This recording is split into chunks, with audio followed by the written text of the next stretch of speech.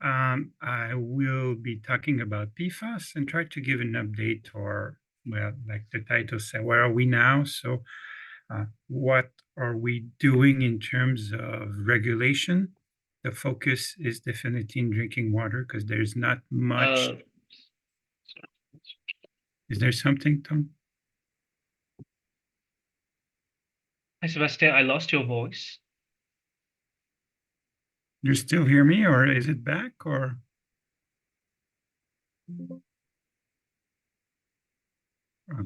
okay. You hear me now? I can't hear you. Okay. Okay. Sorry to do. Is this okay now? All right, so I'll go back to the Zoom. I guess it's okay. It seems to be saying it's okay in the chat.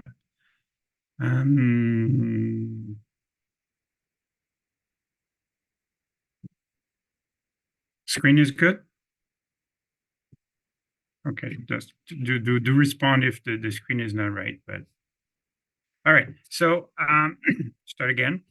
I'll be talking about PFAS and where are we now in terms of PFAS to try and give an idea on the regulation and the data and what we know. The focus is in drinking water, but there will be definitely some other little bits in it. So in terms of history, I'll go back to the beginning, basically, of PFAS, and I do like this old-fashioned pan. It started in the 40s or 50s, where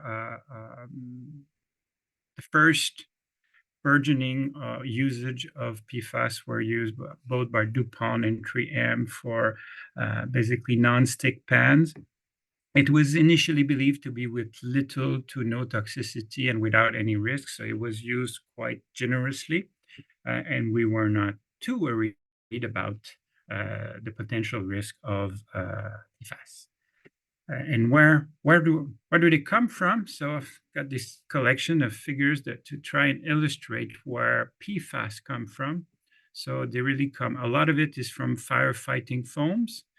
So aviation and airports are definitely a source. Fire departments and firefighting, especially the training of firefighters, where they have to train and practice. Cosmetics can have a lot of PFAS.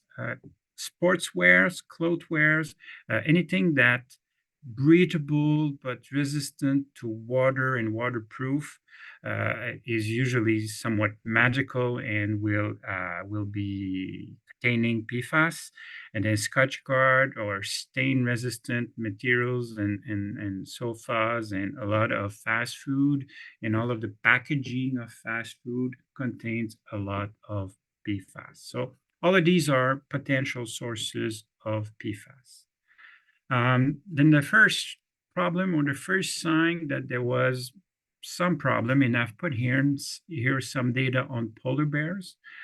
Polar bears are really the ideal top predator.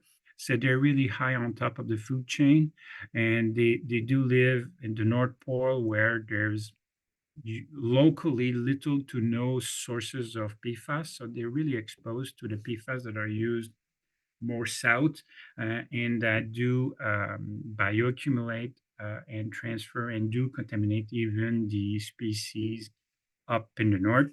And some of those data are already very old. So we go back a few decades down to the 70s.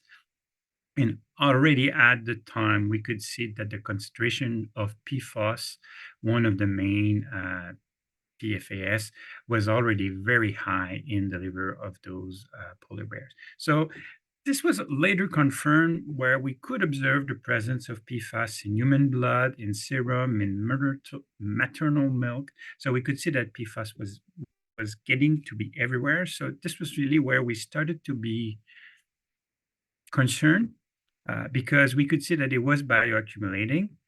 There was not yet much signs in terms of impact or effects, but we could see that it was accumulating both in wildlife and in humans. So the concern started at the time.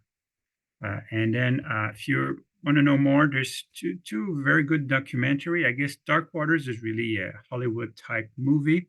It's sort of a modern Erin Brockovich version, and it's for the most part it's all based on true facts.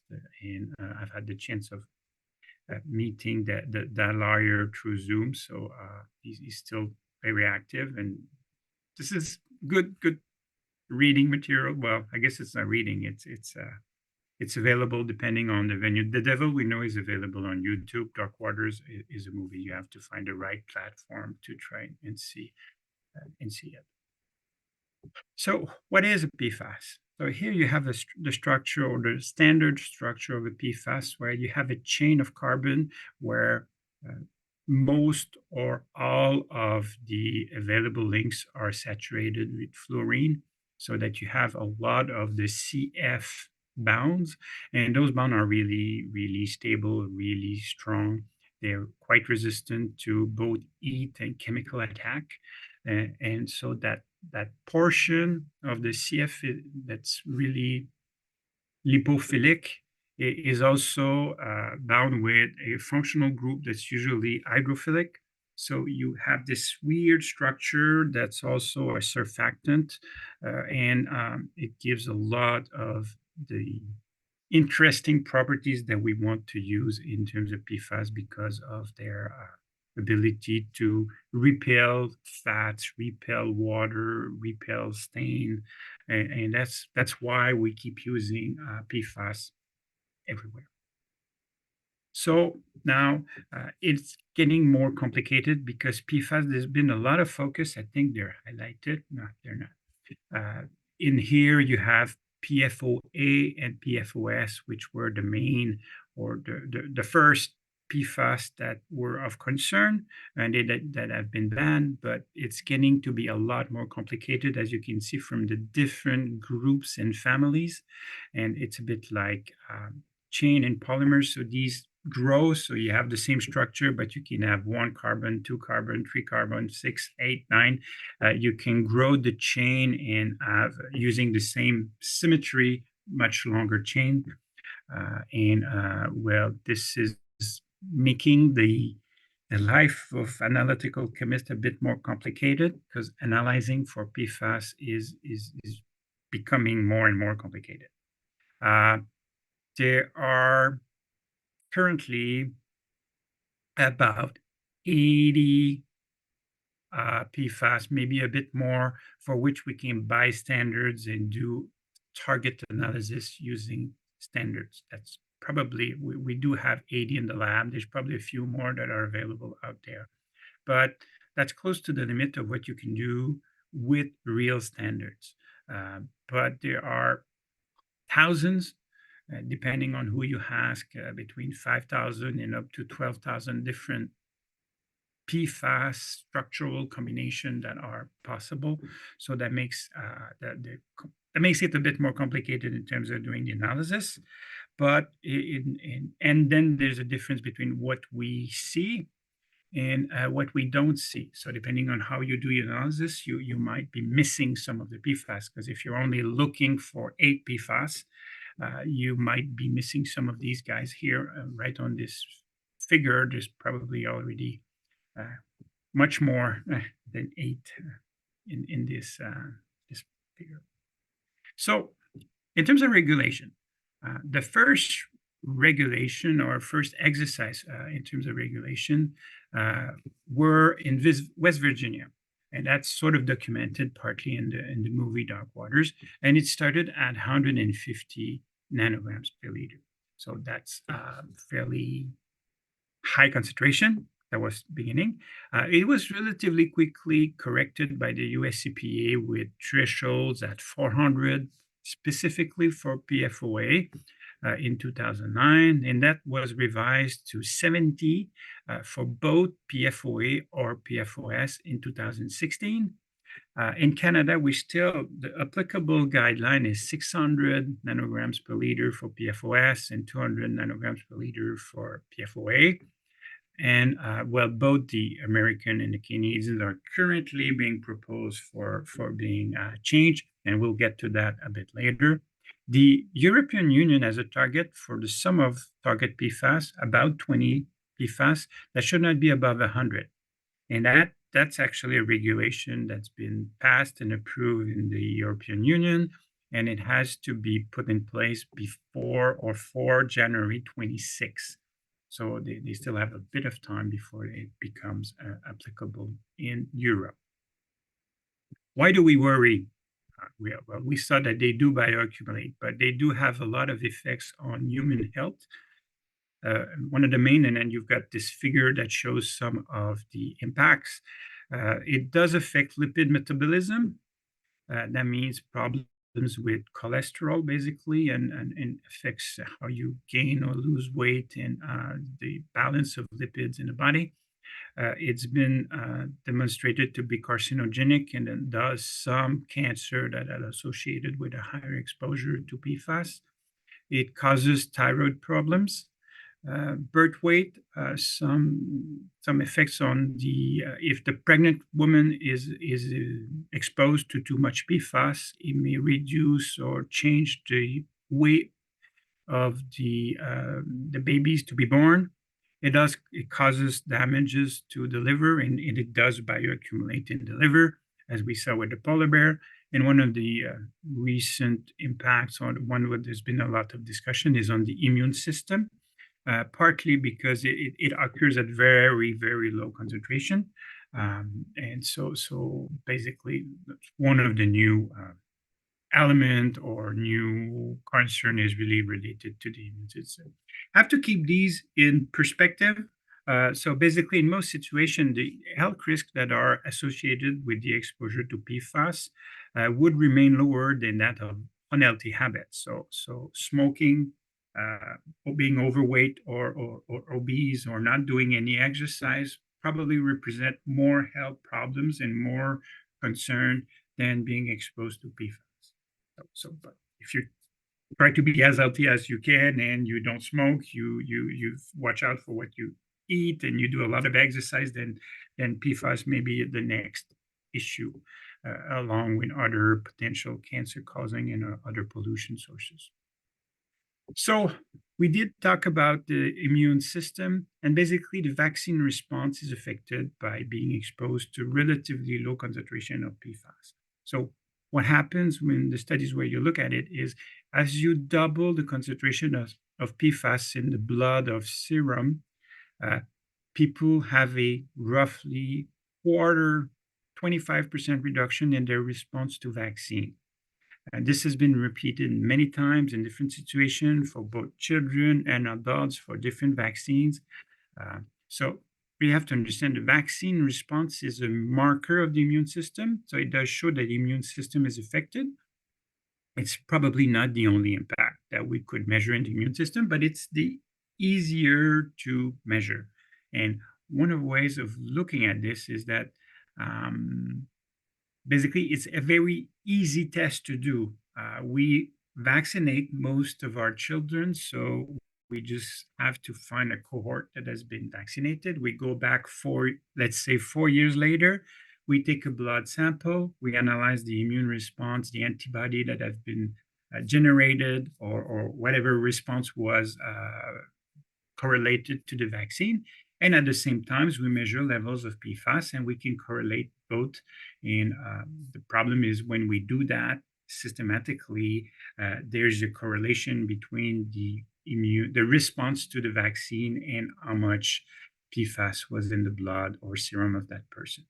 So there's still some debate on what does it mean to have this slower vaccine, because a priori, this is not a health impact if you're not responding to a vaccine per se. But getting out of the pandemics, having a lower immune response is of concern for many of us, and we do understand the risk that come along with it. The bigger question is are there other impacts on the immune system that we don't know of yet because we're not testing for it? That's part of the things that we need to look for later. And then I do like to point out that, well, there's been a lot of tests on the immune systems of humans because of the vaccine, and we are a lot more interested in the impacts in humans. But In terms of wildlife, we can presume that sea mammals, predatory birds, and the polar bears have impacts in their immune system. They're not vaccinated, or rarely do we vaccinate those, but repeated exposure and parasites and diseases. I mean, avian flu is a big problem for some of the birds, but some of the sea mammals. So it may have a response in terms of some of those epidemics that do appear in wildlife. So let's get back to the regulation. In June 2022, so that's already a year and a half or so, the US EPA put out some health advisories for 4 PFAS. And health advisories are a bit tricky. They're not strictly water regulations. So this is not regulations on drinking water. These are estimation of what the concentration in water ought to be to have as little impact on health, or to have actually no adverse impact on health. So when you look at those concentration, you have them on the screen in the table. For PFOA and PFOS, the numbers there are 0.004 and 0.02. Those numbers at first just you just wonder whether there's a mistake with the units. Are these again nanograms per liter like the other numbers that we were looking at, and you just feel they forgot or they didn't change. But no, these are the same units. These are nanograms per liter. These are very difficult to measure. This is a challenge, measuring 0.004 nanograms per liter of PFOA. It's not impossible, but it's very difficult. So you need a very good instrument. You need very good procedures. And basically what it says is very, very low concentration are needed if we want to have zero impact on health. But those concentrations are so low that it's difficult to apply in terms of regulation, because I mean, any sample that you measure will probably have higher concentration. So what do we do?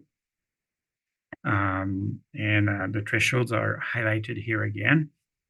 Then February 23, this is in Canada. So Health Canada has made a recommendation in drinking water, and that's not a health advisory value. This is a recommendation for drinking water, and that the sum of about 30 PFAS should be below 30 nanograms per liter. So we're getting much lower relative to the earlier number, but still quite a bit higher than the health advisory of the US EPA.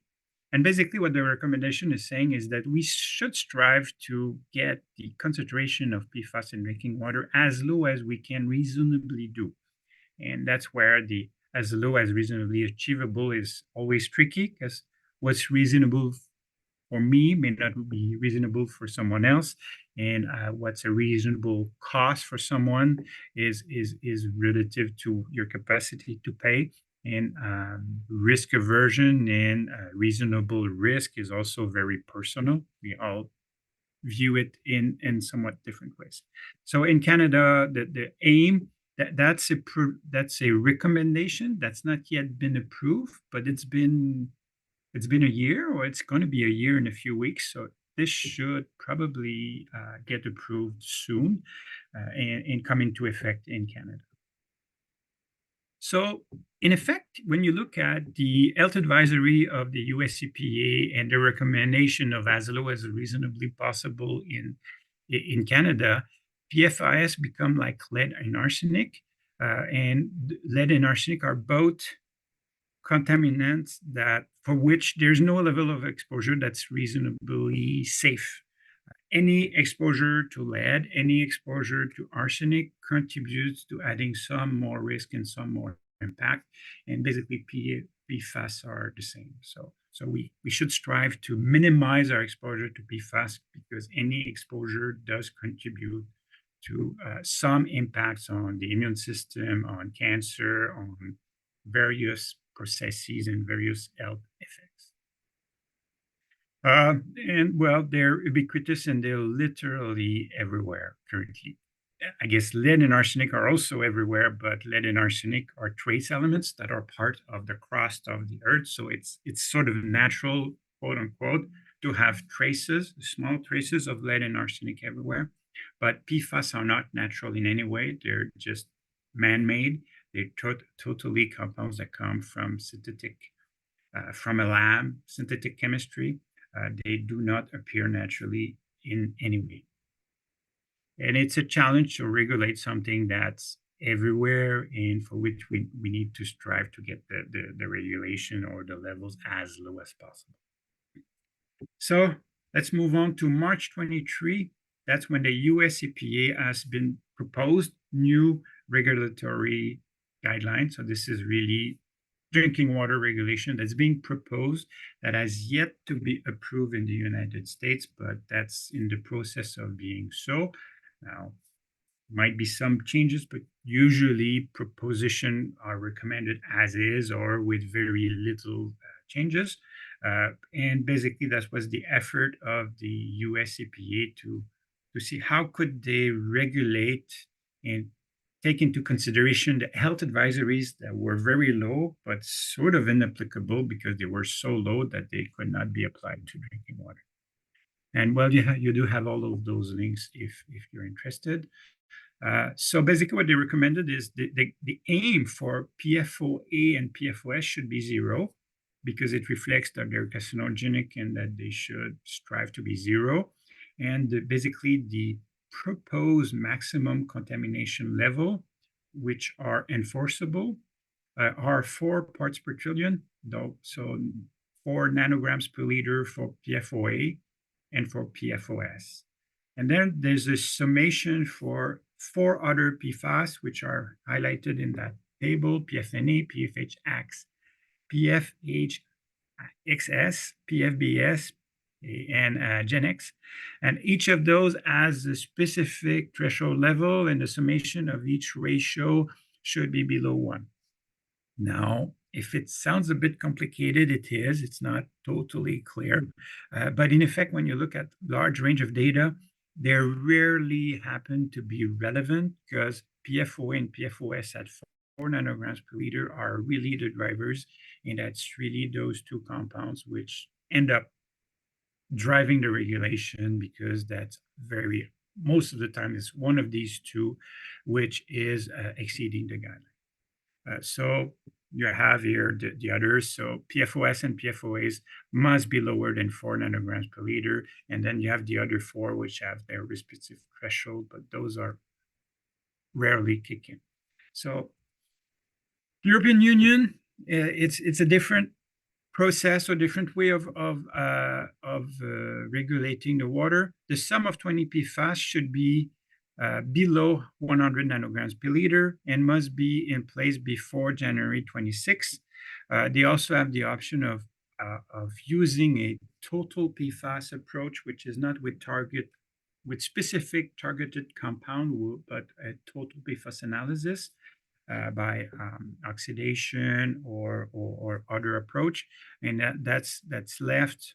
The European Union leaves it to the different countries or member states to decide which they use.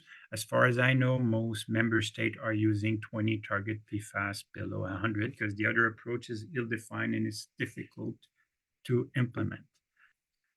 There's some other target values where in some places they do a summation of 4 PFAS, and in Denmark they would like that summation to be below 2 and below 4 in the Netherlands. So these are more strict values, and basically these are to highlight any situation that should be deemed as potentially contaminated, and we need to identify the source or why is there too much PFAS and or particular drinking water sources. This is all for drinking water. So this is the sum of the 20 PFAS that are regulated in the European Union. You have the whole list. It's all on their website. So to try and compare the 3, the EU is aiming for 20 PFAS to be below 100. Health Canada is aiming for about 30 PFAS to be below 30. The US EPA is really focusing on 2 PFAS with a little bit for four, but it's really focused a lot on two PFAS, PFOA and PFOS, but a very strict threshold of four. And well, it's difficult to compare exactly because the three systems or the three places use slightly different approaches and slightly different summation. And well, where I'm at in Quebec, there's very little that's been adopted yet, and it's sort of dependent on whatever the Canadian federal government will do. You've got some of that that's been discussed in a paper. You have the link here if you're interested. And then I'll go on in some of the data I had within Canada and a little bit in France, and try to see how that could correlate with other places in the world. So this is for older data within Canada. We can see that the concentration you have on the left side for data from the Great Lakes and the St. Lawrence River system are definitely much higher than the rest of Canada and all other water sources.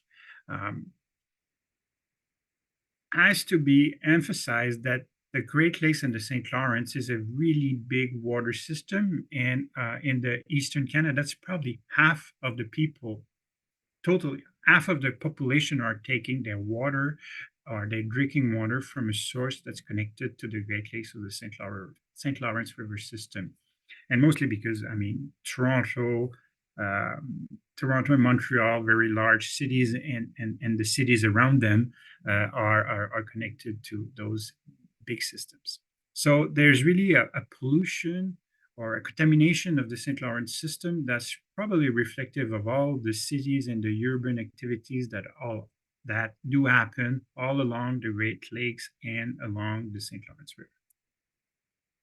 Now we did some fairly intensive sampling across the province of Quebec. Now we're in Canada, the province of Quebec. It's the region where I live, where I'm based.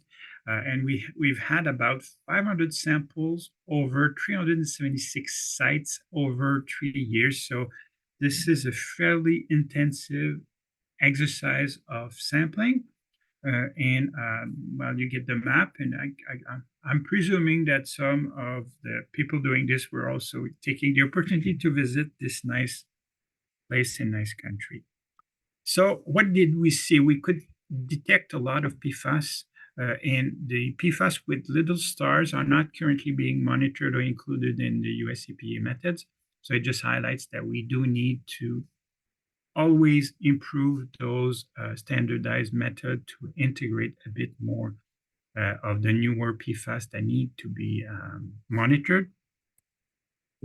Within the Quebec data set, you can sort of see on the right side, this is the whole data set. So how much PFOA, how much PFOS we're measuring, and the sum of the PFAS that we were detecting. In this case, 54. And you can sort of see that the highest concentration here was above 100.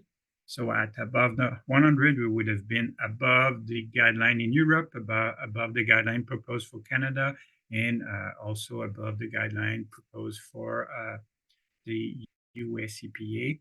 Although it's a bit tricky because in the United States, it's really PFOA and PFOS that are very strict. The other PFAS that are being summed up in Canada or in the EU are not included in the United States.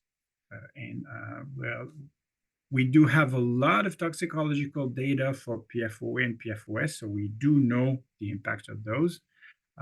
We do know that many of the other compounds act as precursors so that they can transform and generate, in some cases, PFOA and PFOS.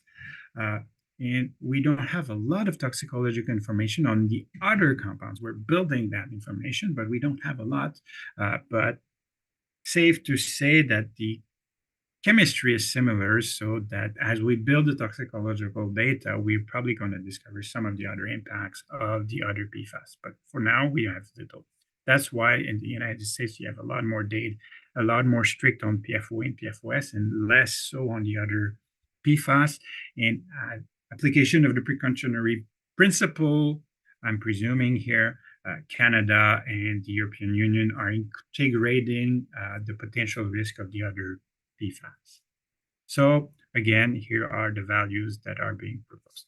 And if you put this on a map for PFOA and PFOS on top, and then PFHX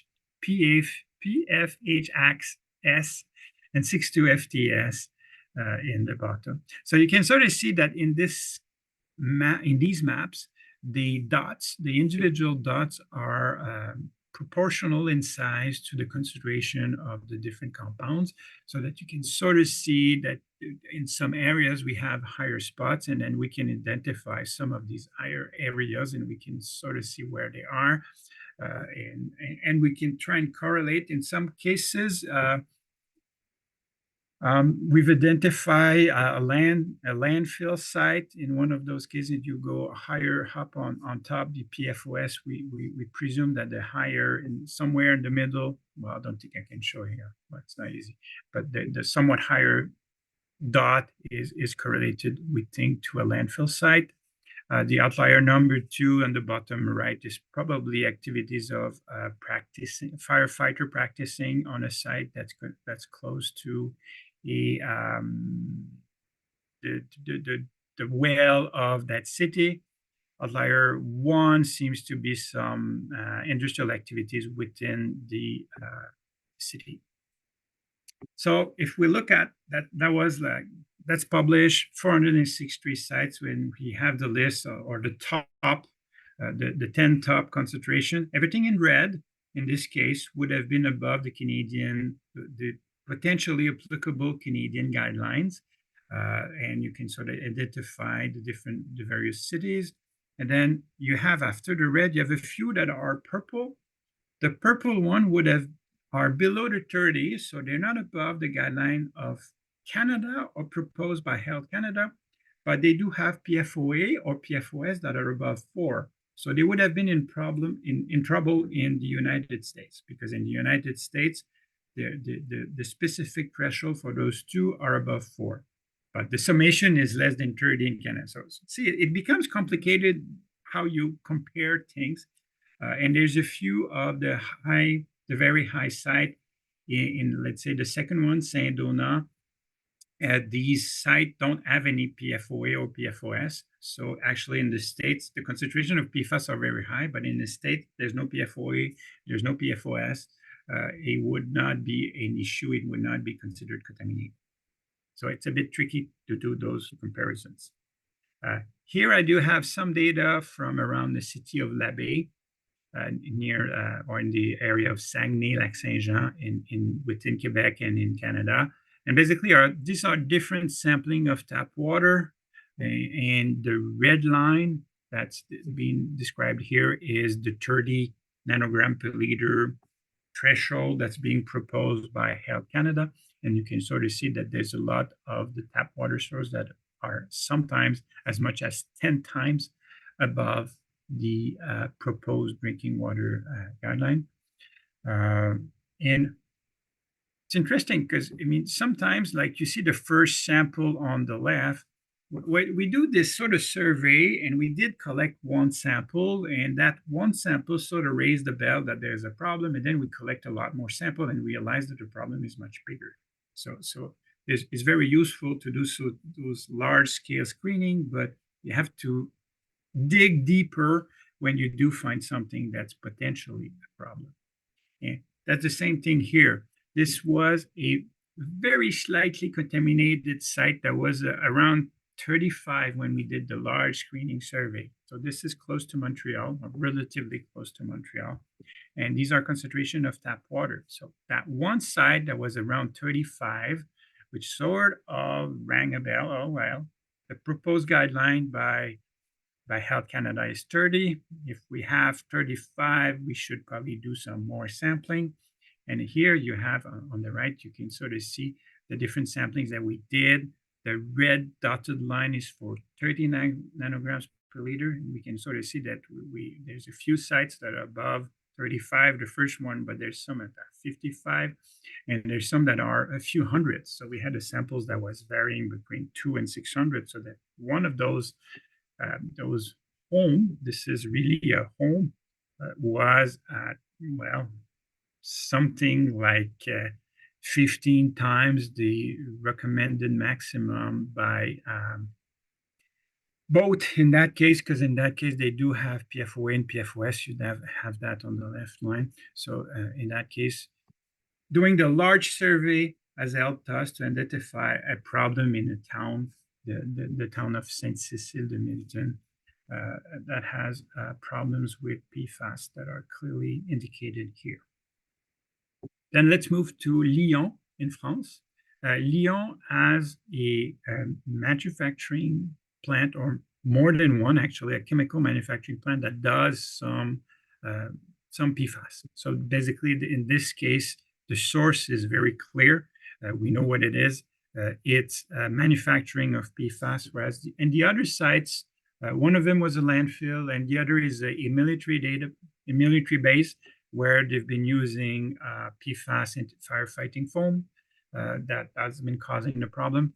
Here it's chemical manufacturing. Luckily, within Canada, for now, we don't have any places that manufacture PFAS, so that we are much safer in terms of exposure. But the proximity to a manufacturing plant is a source of PFAS, and proximity to a manufacturing plant that is using PFAS is also a potential source. And we do have that everywhere, because I mean they're really everywhere. So there's a lot of places where we use them, but the worst polluter for PFAS are really the chemical manufacturing plant, and that's also what's in the movie Dark Waters in West Virginia.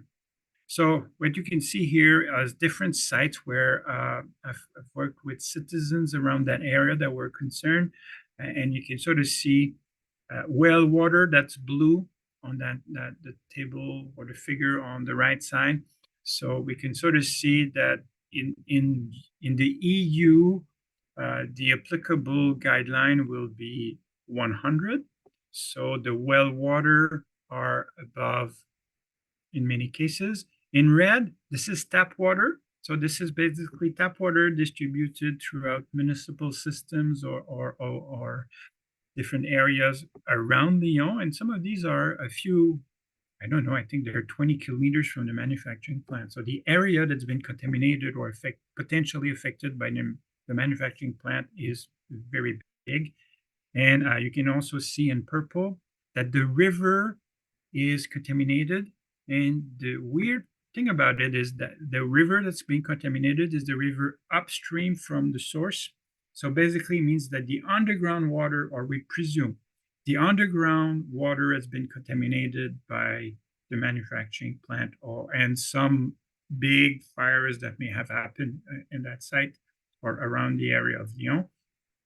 And the underground water seeps back into the river up, so that if your underground water is contaminated, the river on top of it will be contaminated, because there's some connection and exchange between the underground water and the river on top.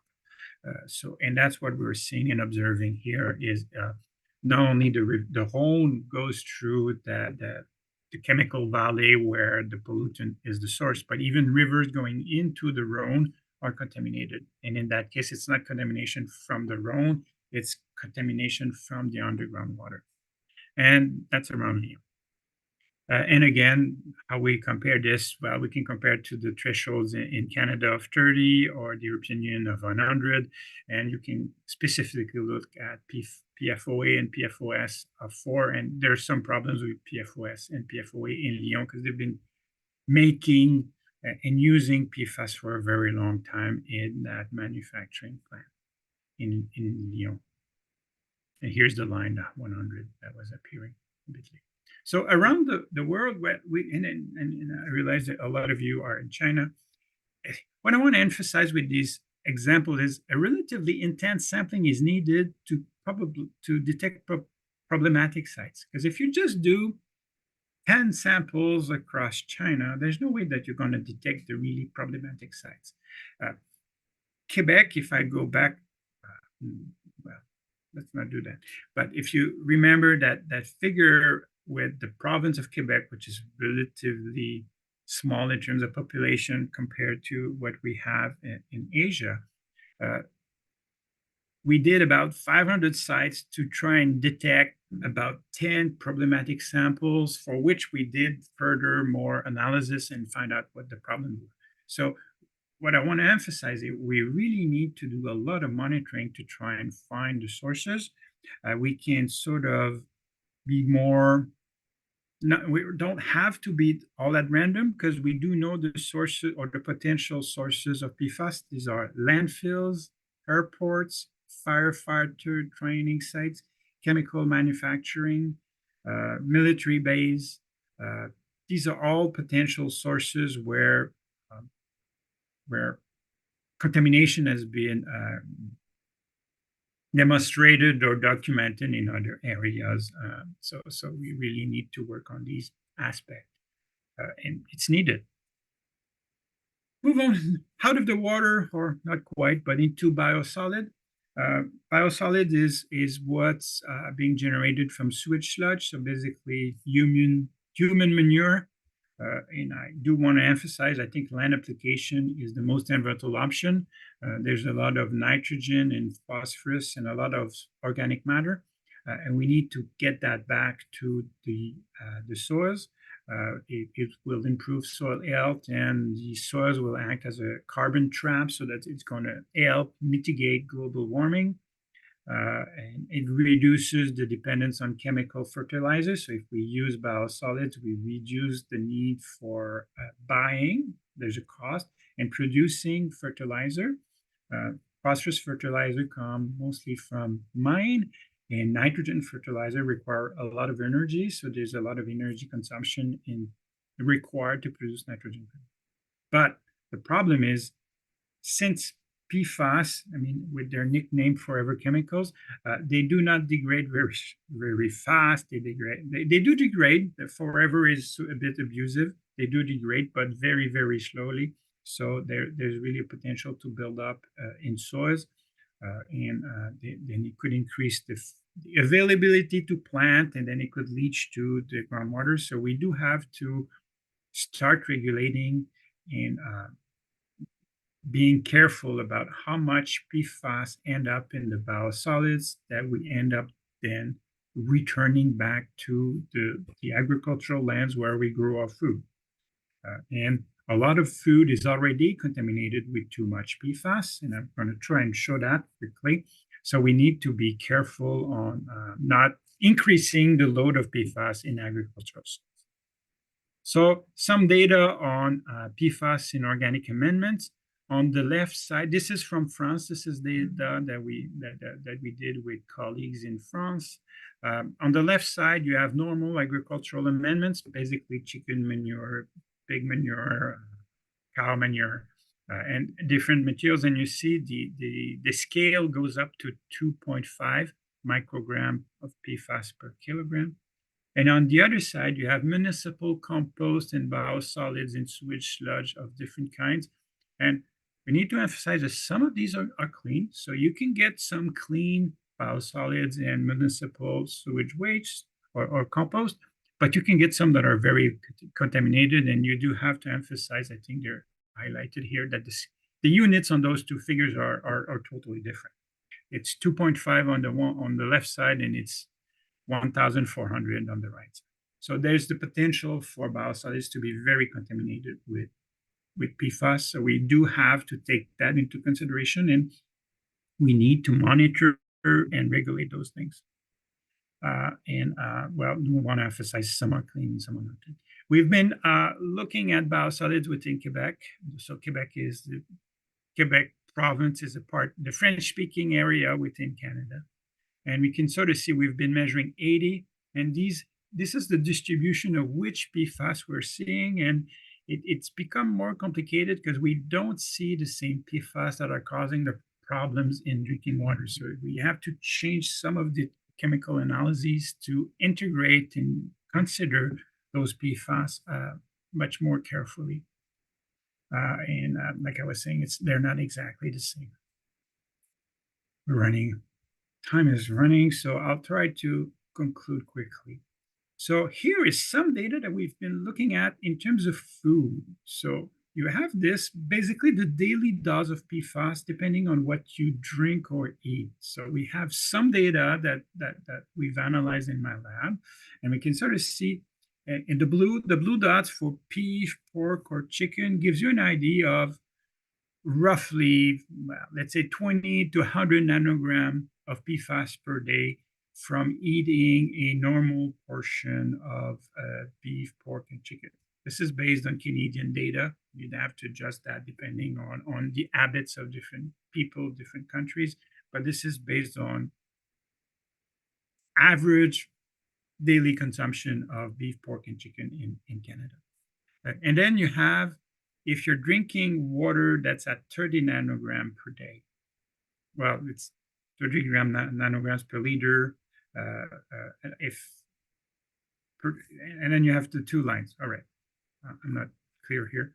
Nanograms per liter at 30, 100, and 200. So this is just the range of the potential contamination. 30 is the recommended threshold in Canada. 100 is the recommended threshold in Europe, and 200 is a maximum that we've observed quite often in our data set, both in Canada and in France. So gives you the idea that at 30, the dose or how much PFAS you're being exposed to from drinking water that's containing 30 is about the same as what you get from eating meat. If you're at 100, it becomes much higher. And if you're at 200, it's even more higher. And then the other two, the difference between the lower and higher water, 880 milliliters per day is how much water we estimate that is being drank by person every day. And 2.5 liters is the total water consumption. So that would integrate, well, the water that's in your tea, that's in your coffee, that's in the soup, or in whatever you're actually cooking.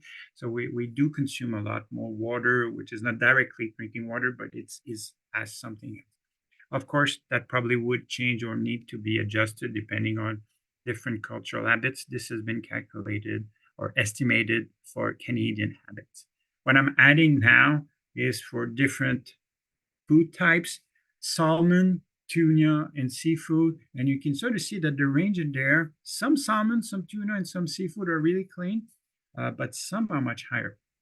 So depending on what you're eating in terms of fish and seafood, some of these can be much more contaminated, and you can be exposed to a lot more true food. So I guess my message here is, yes, we do have to be concerned about drinking water, but we do also need to be concerned about what's in our food. And we have to, there's no point in being absolutely strict with drinking water if we're not looking at different sources like food. We do have to regulate both and get the low-hanging fruits for minimizing our exposure to PFAS from both sides and not just from the water. So PFAS are a family, and when we see them in biosolids, they simply is the repository of everything that we consume. So everything that we use in our homes end up in the wastewater and goes into the wastewater treatment plant and ends up in the biosolids. So we do need to start regulating, and we probably don't need to use as much PFAS as we are doing, because we're currently using them for waterproof makeup, to wrap up hamburgers, and there's a lot of those. A lot of those are not necessary and not essential. We should really rethink how much PFAS do we really need to use, and we should start regulating those. I think it's what I'm using. I think we should really be much more vigilant and stop non-essential use of PFAS. I don't think we can go for a total ban of PFAS right away, because my colleagues that do batteries and fuel cells cannot do those without PFAS. There's some technological option to do batteries without using PFAS, but these are not widely available, and the industry cannot use those right away. And there's some also usage that are needed in terms of medical use and hospital use, but there's a lot of non-essential PFAS use that we can actually eliminate and that we should be much more strict about.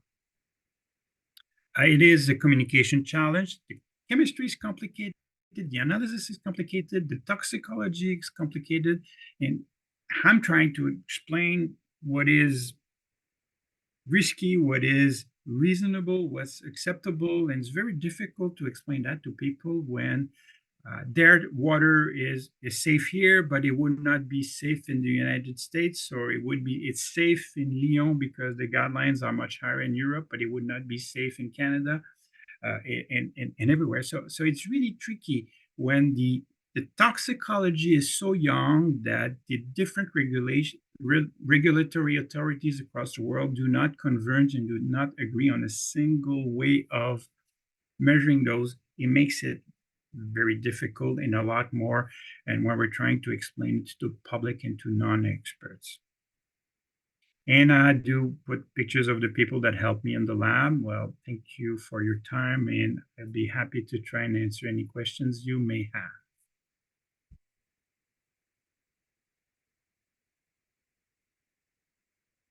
Thank you very much, Sebastian, for the talk. So I would like to take the advantage of asking questions first. So I have a few.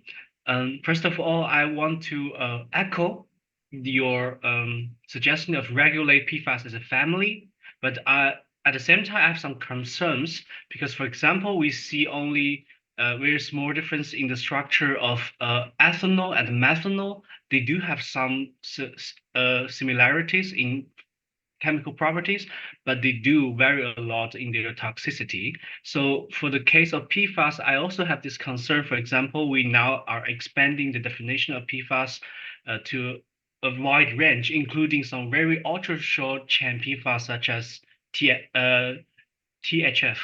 And THF have been used in a lot of applications and tested for a long time for its toxicity. It's relatively safer. So I wonder the wide definition of PFAS, would it have a problem for such, for example, the PFA? So this like widely used chemicals. Yep. That's probably where a broad ban doesn't work, because I think that some of those shorter are much less toxic, and that's probably where we probably need to, even in terms of drinking water quality guidelines, we probably should need to change when we get to the ultra short PFAS. It gets to be tricky. So I agree that we don't know much about the toxicology yet, though. So yes, they seem to be less toxic, but we don't have as much toxicological information as the other. So there's a bit of both. We need to get more toxicological information to confirm that they're less toxic. They're very present, so it's going to be very difficult to get rid of it. Could we allow some of these, but do we need to still use it? I mean, if what I'm saying is we don't fully understand the different pathways of transformation of all PFAS, if it's a non-essential use, we should probably get rid of it. If it's an essential use, whether it's for batteries because we're trying to reduce the burning fuels and different things like that. But if it's really for waterproof cosmetics or for wrapping hamburgers, I don't think it's a good use. Yeah, sure. I agree with that. And I have a second question. I found it surprising to look at the geographic features of the drinking water, the PFAS in drinking waters. So I always wondered why there would be a like geographic feature, since we all have the drinking water delivered from for example, drinking water treatment plants through pipes. So if you are delivered from the same drinking water treatment plants, it shouldn't be like much variations in the geographic features, right? Well, true. But even if it comes from a well, concentration within a specific well will change over time depending on water movement. And in some of the areas that I was showing, these were different wells. So this was not always in some of those areas. Some of those are rural areas where there isn't a drinking water system that's being uh, distributed throughout the city. Each homes have their own little wells. So if everybody has a well, then they're all tapping somewhere in the underground water. They may not be tapping the same level and exactly the same tap water, the same groundwater. So it varies a lot more if people have their own individual wells than if they're in the same drinking water system. But even within cities, they often have more than one source. So depending on where you are in the city, there could be slight variation in terms of concentration because they have a few different wells that are distributing water, and it does vary over time. Got it, got it. Like very last question. Last question is is it useful if we apply like in-home filters just to kind of remove the PFAS from our drinking water, or is it or what is the removal efficiency of existing like commercial filters? Do you Well, have an idea about that? we've been testing that in the lab. So different filters uh, can work, but they need to be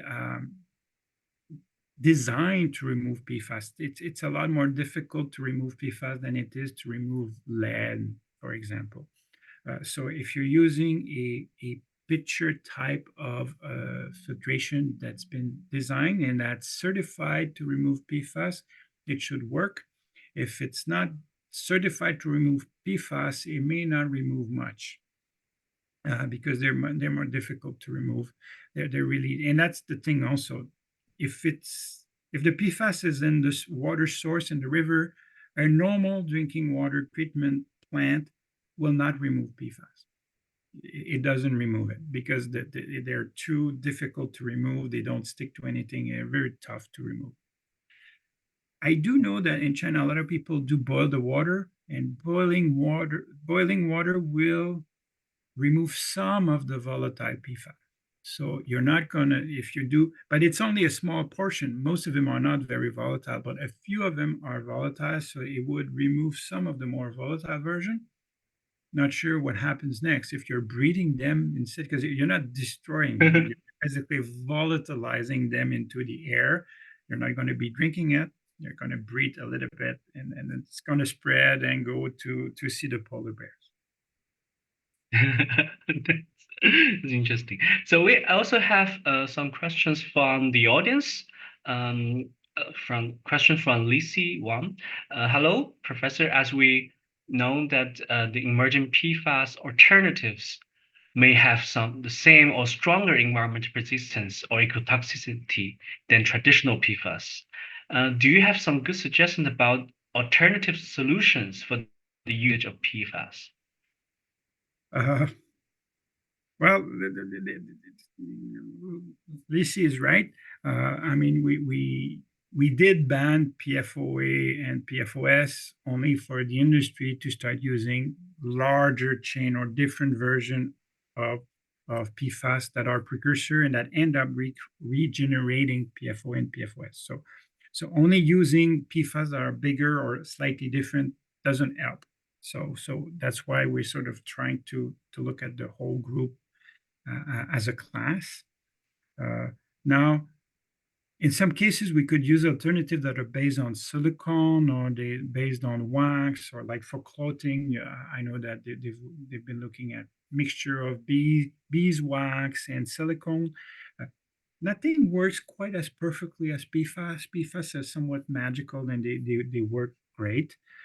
But I think in a lot of situations, we also have to rethink, do we need as much disposable cups, disposable material? Do we need to wrap everything in disposable materials that we need to coat with PFAS? So if we do a bit more of reusing materials and we bring our own cups, we reuse our own cups. In some cases, I think we can change our habits, and that would probably help. I see there's another. There, yeah, there is another question from another platform. I like the idea of considering the PFAS as a family, but how do we start regarding the environmental risk assessment? Um,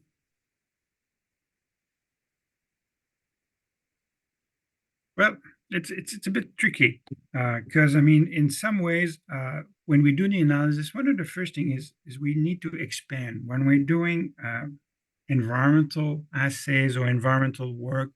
I mean, initially people were doing 2 PFAS and then they went up to 6 and then 10, and now we're up to like 80. We're doing 80 in the lab. So we have to expand the range of what we're measuring to make sure that we get the right scope of the larger group. Uh, but we have to understand that these things transform in the environment. So we also need to understand the different pathways and the different transformation products. So I don't know if I'm answering the question, but it is a bit tricky. Yeah, Um, and we probably need to, because I mean, even now with 80, doing toxicology on 80 different compound is a nightmare in terms of experimental work. So we should probably pick a few sample PFAS from different families so that we do have some information on which groups or which um, structures are more or less toxic or more easily degraded or more difficult to degrade. So we yeah, do need to integrate some of those properties. yeah, exactly. And I'm actually considering a a possibility of using like artificial intelligence to predict like unknown PFAS with existing information, for example, the structure versus toxicity, and yeah, it can also be a potential ways to assess the toxicity of PFAS without doing spending like tons of money and people on the experiments. Um, Maybe, but in terms of using AI for this, I mean, AI is based on it needs huge amounts of data to to become intelligent. Uh, Mhm. uh, for new compounds, it would have to be structure activity relationship where they try and guess the toxicology of the different compounds based on what it already knows. So, yeah, the idea is interesting, but I don't think that AI can do that yet. It's Oh, difficult. I don't think it can do that yet. yeah, sure. There is I can think of the final question.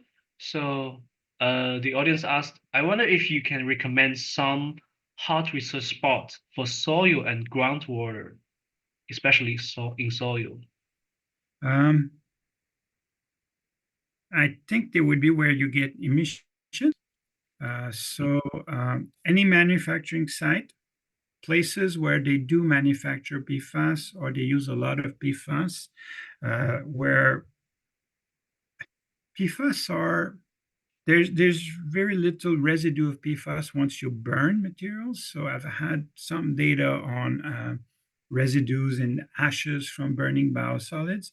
But if the burning is not high enough, there's probably some emission in terms of what's emitted into the air. So I would go for soils around manufacturing plant of PFAS or areas where they're manufacturing disposable